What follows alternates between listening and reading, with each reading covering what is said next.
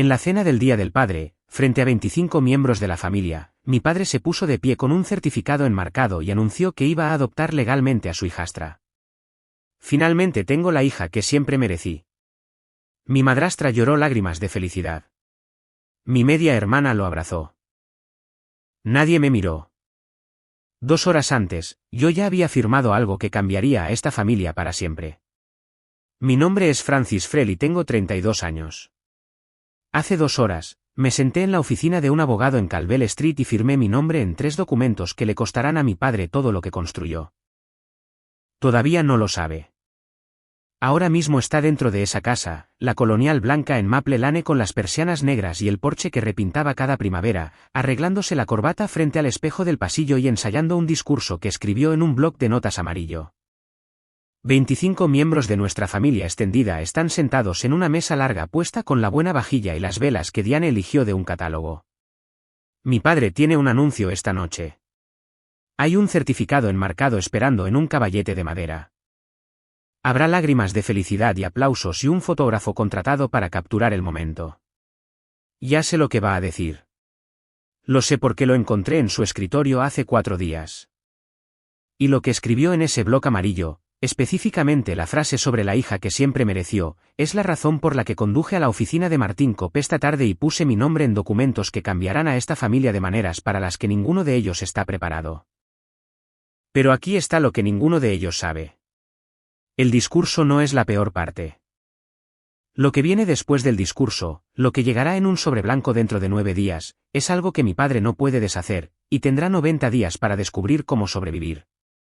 Quiero decirte quién es mi padre porque es importante. Rick Frel no es un villano. Es algo más complicado que eso.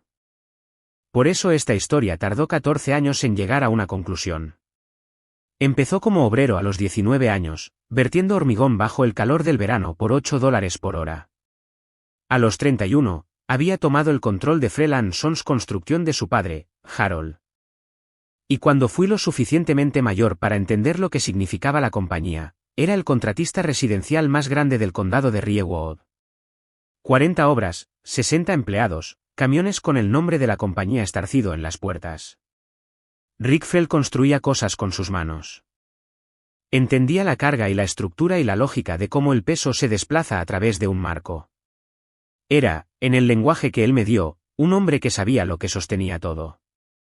Mi madre murió cuando yo tenía 7 años, de cáncer de ovario. Tenía 34 años, y olía a lavanda y usaba pequeños aretes de oro con piedras de zafiro que yo solía tocar con un dedo cuando me abrazaba. Después de que ella se fue, solo éramos nosotros 3, yo, mi padre y mi abuelo, Harold, que olía a virutas de cedro y guardaba caramelos de toffee en el cajón izquierdo de su escritorio. Harold fue quien mantuvo la compañía unida de una manera que no se puede medir en hormigón vertido o contratos firmados. Él llevaba los libros, negociaba los acuerdos con los subcontratistas, capacitaba a los equipos de la manera tranquila y paciente de un hombre que entiende que la confianza es estructural. Él era la cosa detrás de la cosa. Cada domingo después de la iglesia, me llevaba a su estudio, un sólido escritorio de cedro que había construido él mismo en 1987 con una lámpara de latón y un pisapapeles de vidrio con forma de oso. Y me dejaba sellar facturas con el sello de la compañía. La tinta era roja. El sello decía Frel & Sons en un círculo alrededor de la imagen de un martillo. Nunca dejes que nadie te haga sentir pequeña en tu propia familia, me dijo una vez que tenía 9 años. Todavía no lo entendía. Eso fue antes de Diane. Mi padre conoció a Diane Mitchell cuando yo tenía 18 años, 2 semanas antes de que me fuera a la universidad. Ella era cálida y atenta de la manera particular de alguien que ha identificado exactamente lo que un hombre solitario necesita y ha decidido proporcionarlo con precisión. Traía guisos. Se reía de sus chistes. Lo hacía sentir visto, y yo lo entendía. No lo culpaba por ello. Mi madre había desaparecido durante 11 años, y mi padre había estado trabajando 70 horas a la semana en su ausencia, llenando el silencio con trabajo. Diane tenía una hija de su primer matrimonio. Megan tenía 8 años y tenía los ojos de su madre y el talento de su madre para leer una habitación. Lo que no sabía a los 18 años, preparándome para la universidad con los préstamos estudiantiles que mi padre dijo que no podía ayudarme porque la ingeniería es cara, Franny, y Diane piensa que tal vez deberías considerar la enseñanza, era que la calidez puede tener un radio. Que una mujer puede llenar una casa de luz y dejar un rincón permanentemente tenue. 3 meses después de la boda, Diane me dijo que creía que Megan realmente necesitaba su propio espacio. Mi dormitorio se convirtió en una sala de manualidades. Las pegatinas de mariposas aparecieron donde habían estado mis pósteres.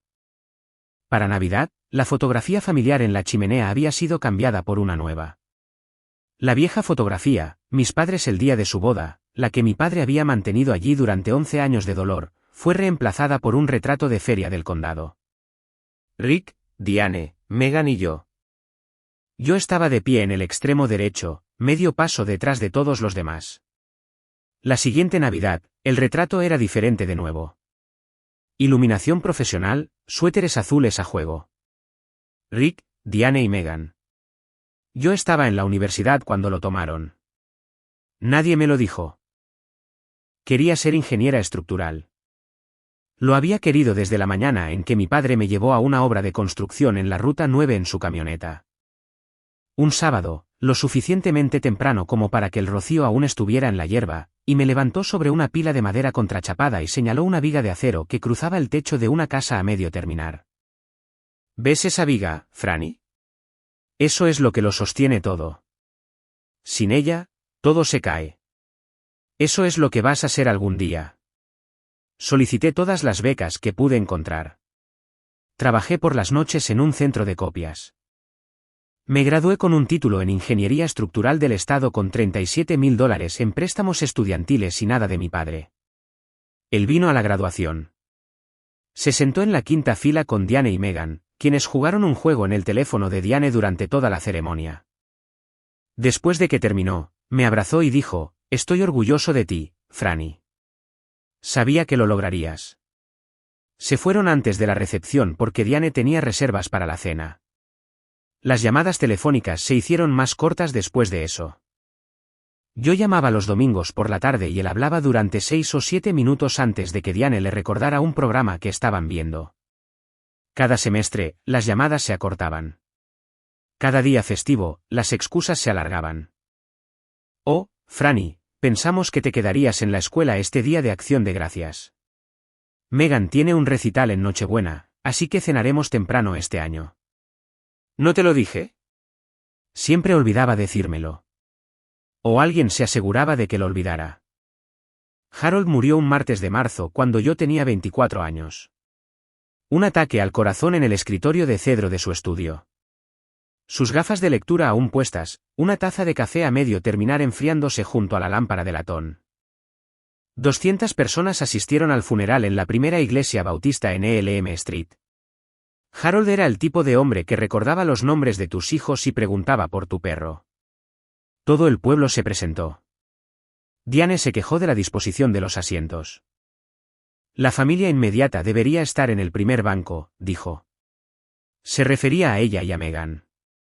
La tía Patrice, la hermana mayor de mi padre, una mujer de pocas palabras y precisión absoluta, me llevó al primer banco sin explicación ni permiso.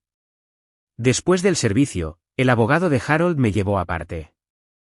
Martin Cobb, un hombre callado con un traje marrón que había representado a Harold durante 30 años con la dicción cuidadosa de alguien que ha pasado toda una vida asegurándose de que las palabras significan exactamente lo que dicen. Tu abuelo te dejó algo, Francis, dijo. El 40% de Freeland Sons Construcción en fideicomiso. El fideicomiso se hace efectivo cuando cumplas 30 años. Me entregó un sobre sellado. Dentro había una sola hoja de papel con la letra de Harold. La misma letra que había visto moverse por los libros de facturas los domingos por la mañana. Tu padre es un buen hombre con una columna vertebral débil.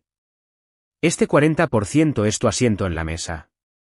No lo cedas por nadie. Yo tenía 24 años. Tenía 6 años antes de que todo importara. Doblé la carta y la puse en el bolsillo de mi abrigo y pasé por el estudio de Harold al salir. El escritorio de cedro todavía estaba allí. La lámpara de latón todavía estaba encendida. En mi 30º cumpleaños, conduje a la oficina de Martin Cobb y firmé el papeleo que hizo oficial el fideicomiso. El 40% de Freeland Sons Construcción era ahora mío. No en papel en un cajón, sino en el registro estatal, las declaraciones de impuestos, el acuerdo de operación de la LLC. Martín me guió a través de las 43 páginas. El acuerdo había sido redactado por Harold y una abogada llamada Judith Greenwald en 1999. Harold le había pagado a Judith por separado. Mi padre había firmado el acuerdo, me dijo Martín, sin leer más allá de la página 4. Cláusula 7.3, dijo Martín, señalando la página. Esta es la que tu abuelo quería que conocieras. La leí 2 veces. La renuncia voluntaria por parte de cualquier miembro activa la recompra obligatoria al valor justo de mercado tasado de forma independiente. Los miembros restantes deben completar la recompra dentro de 90 días naturales o perder el control operativo ante un fiduciario designado por él. Tribunal. Martín se recostó en su silla. Tu abuelo escribió esa cláusula específicamente para protegerte.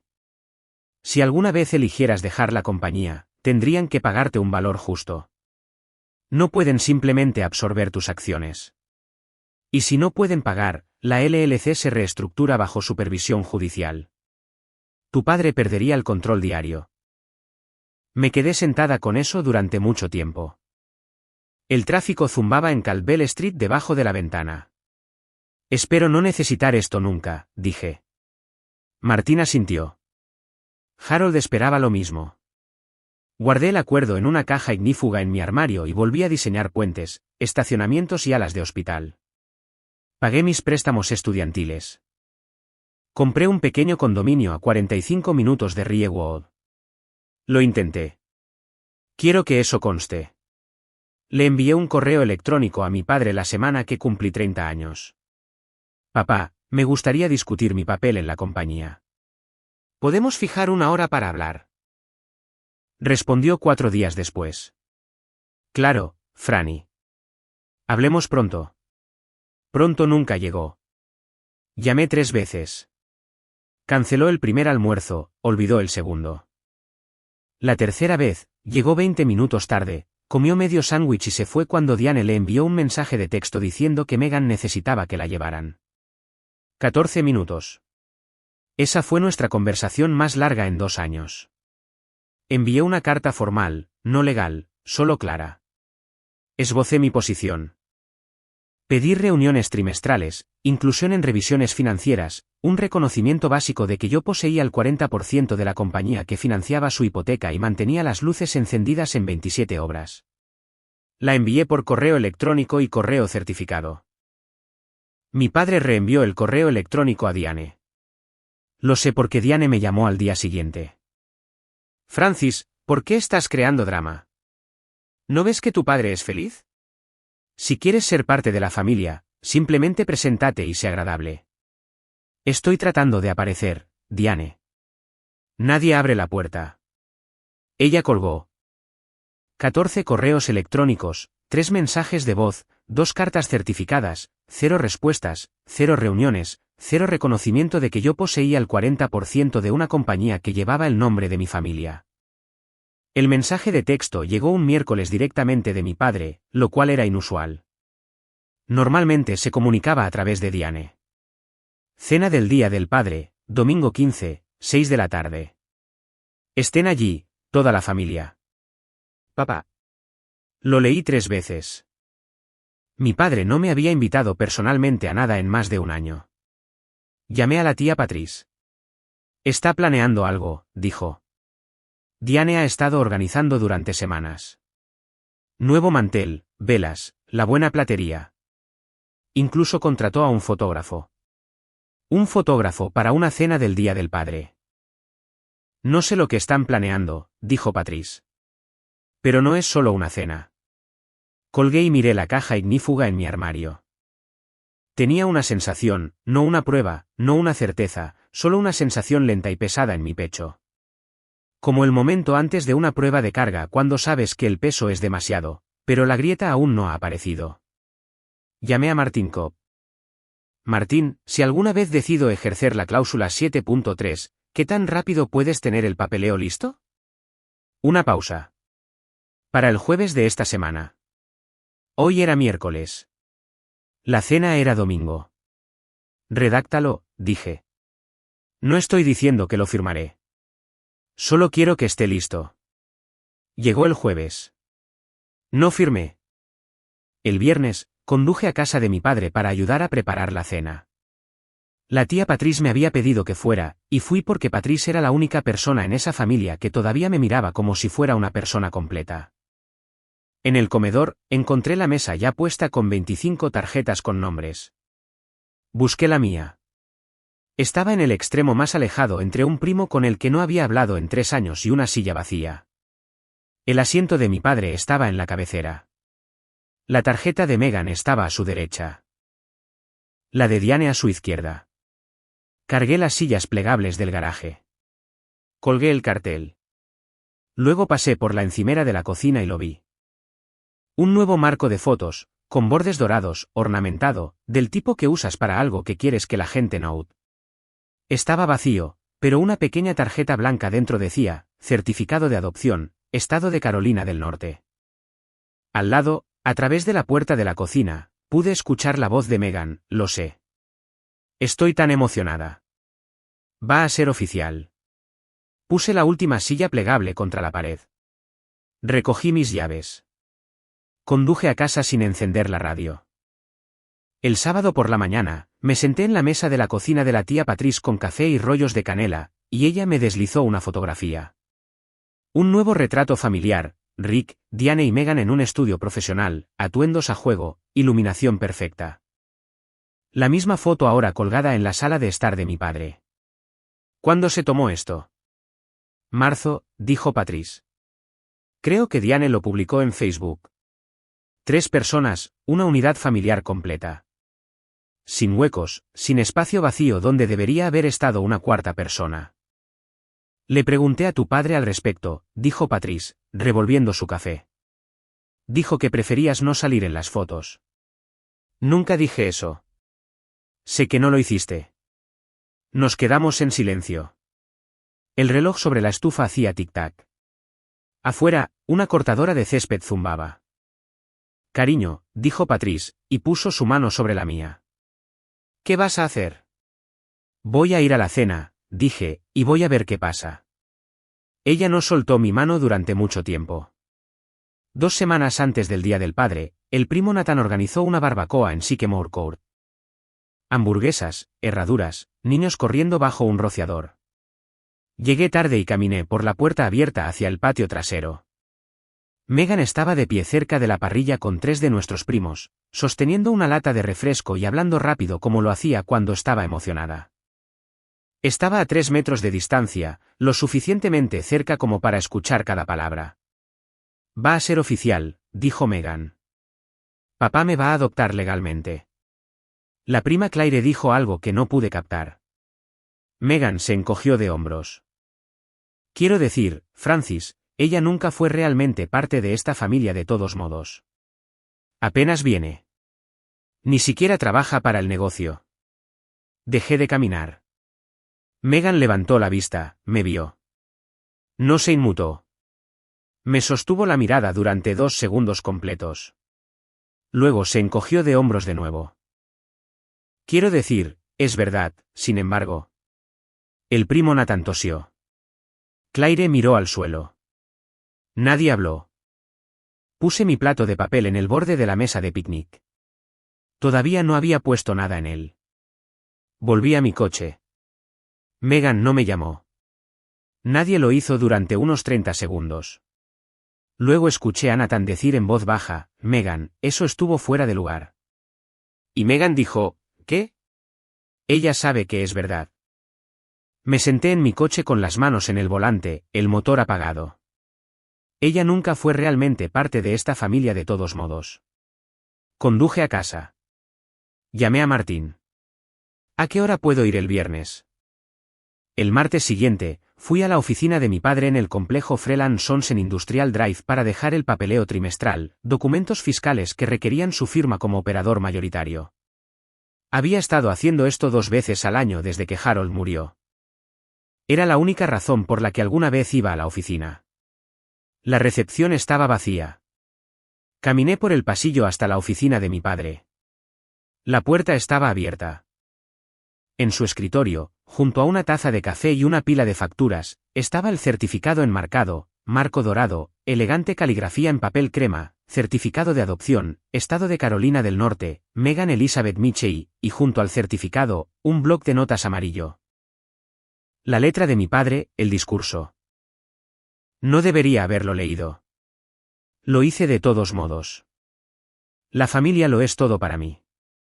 Y hoy, en este Día del Padre, quiero decirles a todos ustedes que finalmente lo haré oficial. Estoy adoptando a Megan Elizabeth Mitchell como mi hija. Ella ha traído luz a mi vida. Propósito a mi hogar y alegría a cada día. Finalmente tengo la hija que siempre merecí. Lo leí 2 veces. Conté las palabras. 47. El nombre de Megan apareció 2 veces. El mío apareció 0 veces. Puse el papeleo trimestral en el mostrador junto a la puerta. No dejé una nota. Pasé por la sala de descanso y los camiones en el lote de grava con Freeland Sons estarcido en las puertas. Me senté en mi coche durante 11 minutos antes de poder arrancar el motor. Miércoles por la noche. Estaba en mi sofá con un tazón de sopa que apenas había tocado. La televisión silenciada en un programa de renovación de casas. Una pareja discutiendo sobre azulejos. Cogí mi teléfono. Martín, si firmo el viernes, la cena es el domingo. ¿Puedes retener la presentación? Puedo retener los documentos ejecutados durante 48 horas antes de enviarlos al Estado. Si quieres cancelar dentro de esa ventana, me llamas y los destruyo. Sin presentación, sin registro, sin consecuencias. Si no llamas. Los presento el lunes por la mañana a las 9. El reloj de 90 días comienza. Tu padre recibirá una notificación formal de 7 a 10 días hábiles después de eso. Miré mi sopa. Había una película en la superficie. Viernes a las 2, dije. Estaré allí. Colgué, me presioné las palmas de las manos contra los ojos. Quería estar equivocada. Quería entrar a esa cena el domingo y que mi padre me mirara. Que realmente me mirara como lo hizo cuando yo tenía 8 años en esa obra de construcción y me dijera una cosa que me dijera que todavía le importaba. Eso era todo. Una frase, un momento de reconocimiento. Si me daba eso, llamaría a Martín y todo desaparecería. Viernes por la tarde. Estaba en la cocina de mi padre arreglando servilletas en forma de abanico, como Diane me había demostrado. Sola en la casa, excepto por el sonido de Megan arriba y la voz de Diane que venía del patio trasero donde estaba dirigiendo a alguien que colgaba luces de cadena. El teléfono de Diane estaba en la encimera boca arriba, enchufado a un cargador. Zumbó. La pantalla se iluminó.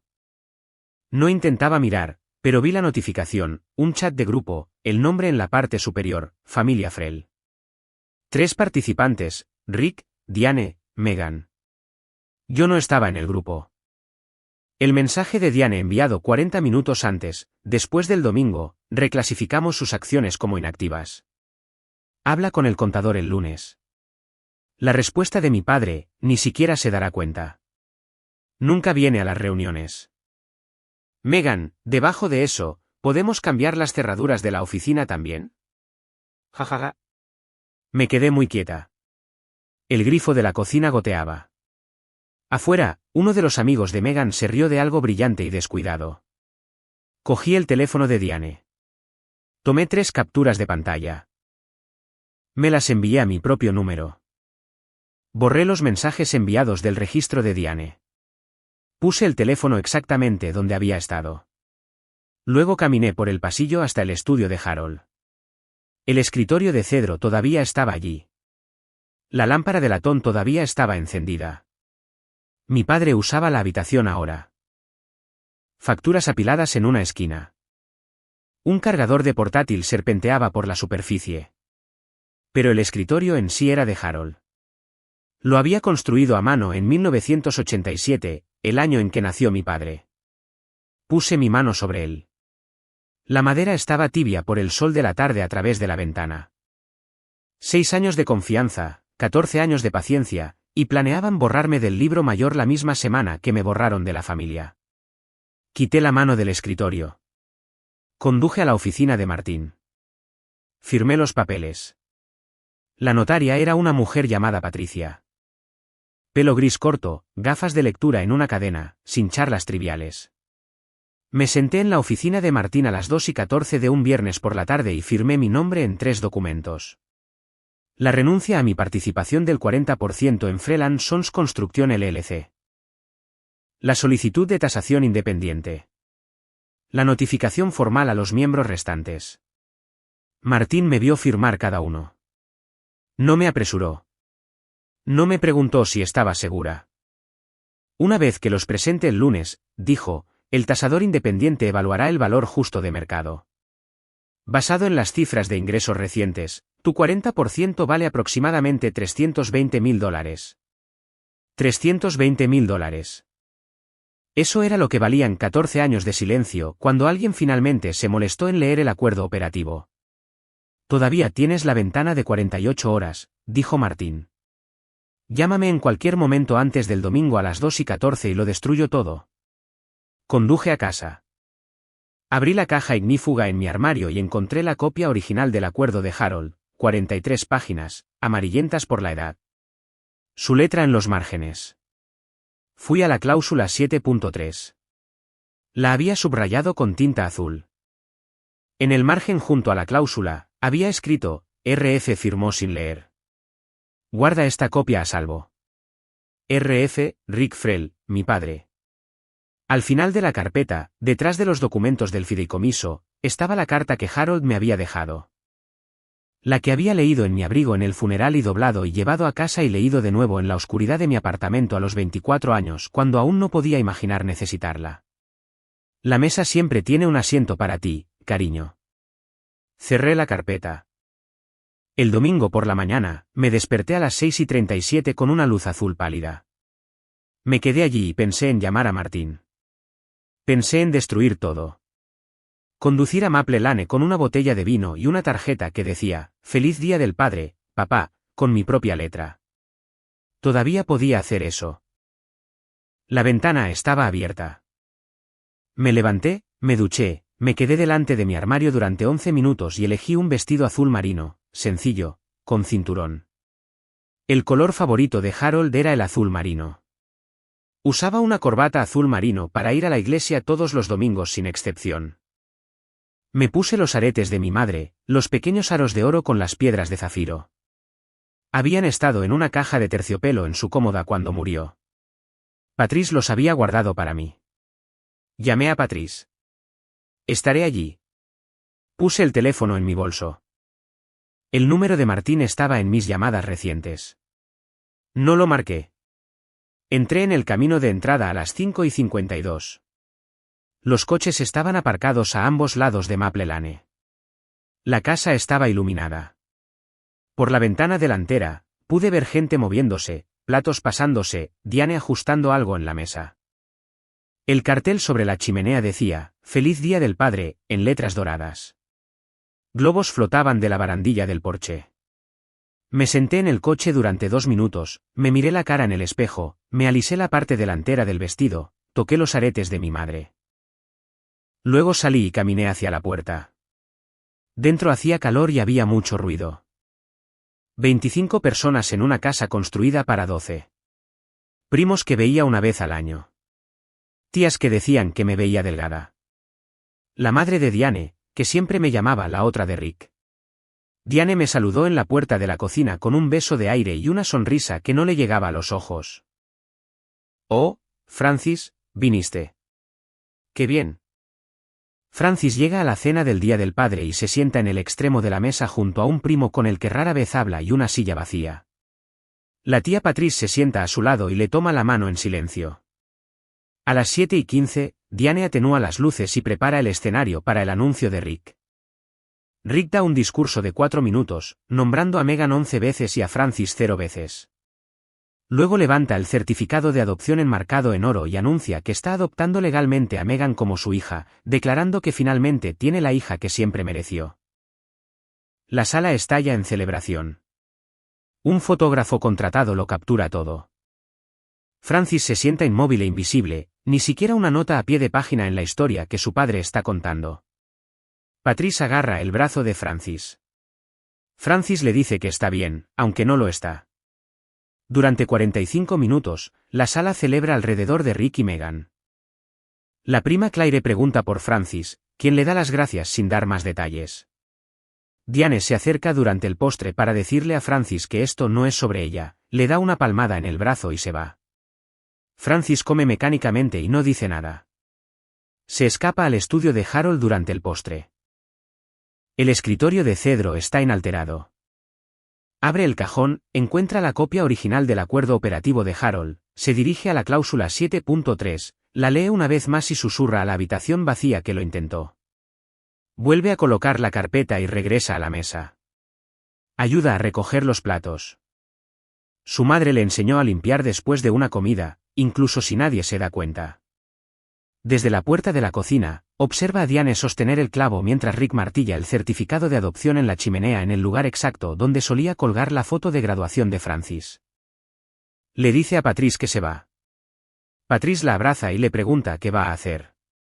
Francis dice lo que debería haber hecho hace 2 años. Se despide en silencio de su padre.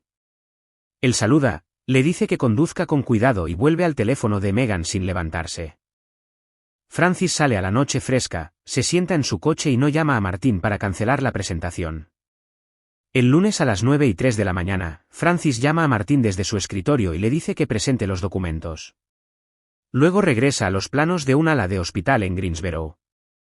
Al mediodía, Diane le envía un mensaje de texto a Francis pidiéndole que desocupe su oficina antes del viernes para que Meghan pueda usarla. Francis no responde. 9 días después, su padre llama, con la voz temblorosa de incredulidad. Exige saber qué ha hecho. Francis explica con calma la cláusula 7.3, renuncia voluntaria con recompra obligatoria a valor justo de mercado, 90 días para cumplir. Rick insiste en que el negocio es suyo, que su padre lo construyó. Francis lo corrige. Harold lo construyó, le dejó el 40%, y Rick decidió quién era la familia. Rick le pide que vaya a la casa y lo arregle. Francis dice que su abogado se pondrá en contacto y cuelga. Rick convoca una reunión familiar de emergencia el sábado siguiente. 7 personas esta vez. Rick, Diane, Meghan, Patrice, el tío Jan, la abogada de Francis, Carla Bass, y Francis. El certificado de adopción todavía está en la chimenea. Rick exige saber si esto es un farol. No lo es. Diane pregunta cómo Francis pudo hacer esto después de todo lo que Rick le ha dado. Francis le pide que nombre una cosa. Diane no tiene respuesta. Rick golpea la mesa y afirma que construyó el negocio con sus manos. Francis dice que Harold lo construyó y que el contrato no es negociable. Carla lee la cláusula 7.3 en voz alta y completa. Diane la califica de inaplicable. Carla confirma que se ha aplicado durante 27 años, firmada por Rick, nunca enmendada. Diane cambia a la calidez. ¿Seguramente la familia puede arreglar esto? Francis dice que tuvieron 14 años para hacer exactamente eso. Diane luego se derrumba, diciendo que solo quería que su hija tuviera una familia real. Francis siente un breve destello de empatía. Reconoce a una mujer moldeada por el abandono, construyendo muros por miedo. Luego mira la chimenea y el destello se apaga. Rick pregunta si Francis realmente quiere destruir lo que él construyó. Francis le dice que vio el chat de grupo, reclasificar sus acciones como inactivas, hablar con el contador, cambiar las cerraduras. Luego entrega el recuento completo, 11 menciones de Meghan en el discurso, 0 de Francis, el certificado en la chimenea donde estaba la foto de graduación, y la frase sobre finalmente tener la hija que siempre merecí. Rick se estremece y no puede terminar una frase. Francis le dice a Meghan que ella elige estar de acuerdo con ella. Ya no es parte de esta familia y el acuerdo operativo tiene un precio por eso. Patrice luego se levanta y habla. Le dice a Rick que le advirtió hace 3 años que estaba perdiendo a Francis. Dice que Harold se avergonzaría, no de Francis, sino de él. Confronta a Diane directamente, nombrando cada táctica, las fotos quitadas, las invitaciones olvidadas, las llamadas telefónicas redirigidas. Diane le dice que no tiene derecho. Patrice dice que tiene todo el derecho como hija de Harold, y que se ha mantenido en silencio demasiado tiempo. El tío Jan, que no ha dicho nada hasta ahora, le dice en voz baja a Rick que le pague a Francis y se disculpe. Rick pregunta dónde se supone que va a encontrar $320,000 en 90 días. Nadie responde. Francis se levanta y le dice a su padre que le dio 14 años de oportunidades. Correos electrónicos, llamadas, cartas, la cena misma, y lo vio elegir sin decir una palabra. Le dice que esto no es venganza. Es aritmética. El 40% de $800,000 es $320,000. Eso es un hecho. Se gira para irse. Diane le dice que nunca volverá a ser bienvenida en la casa. Francis mira a su padre por última vez, esperando ver si dirá algo. No lo hace. Le dice a Diane que está informando, no preguntando, y se va. Ella y Carla se marchan. Francis no mira hacia atrás. Rick contrata a un abogado que confirma que la cláusula 7.3 es inquebrantable. El abogado de Harold la había redactado específicamente para este escenario. No existe ninguna laguna legal. Rick obtiene un préstamo comercial de $110,000 con un interés del 8,5% contra el patio de equipos y 2 camiones de la compañía, con Diane como garantía personal. Diane descarga su ira en Rick, diciéndole que debería haber leído el acuerdo. El papel propuesto de Megan en la compañía se abandona discretamente. No hay presupuesto para ello. 3 semanas después, Francis recibe el primer cheque de la cuota, $100,000. Lo deposita y abre una cuenta de mercado monetario. La historia termina con la reflexión de Francis. Ella no ganó. No hay victoria cuando tu padre elige a otra persona. Se fue sola, lo cual no es del todo diferente de cómo llegó. Pero lleva lo que Harold le enseñó. Que un asiento en la mesa no es un regalo que cualquiera pueda dar o quitar, sino algo construido con tus propias manos. A veces lo más valiente es levantarse de una mesa donde tu plato nunca estuvo puesto. No con ira, no con venganza, sino con aritmética. La imagen final es Francis en su escritorio calculando el muro de carga para una unidad pediátrica, diseñando las cosas que sostienen. El sábado siguiente, Patrice visita el condominio de Francis con la cazuela de pan de maíz de Harold. Comen en la pequeña mesa de la cocina y lavan los platos juntas y hablan de Harold. Los caramelos de toffee, el escritorio de cedro, la forma en que una vez golpeó el pie por una mala decisión. Se ríen. Se siente como una estructura que finalmente se asienta bajo su carga correcta. Nathan llama para decir que Rick le ha estado diciendo a la gente que Francis lo robó. Francis dice que él es bienvenido a decir lo que necesite. Nathan dice que la mayor parte de la familia sabe la verdad. Francis le da las gracias y vuelve a sus planos.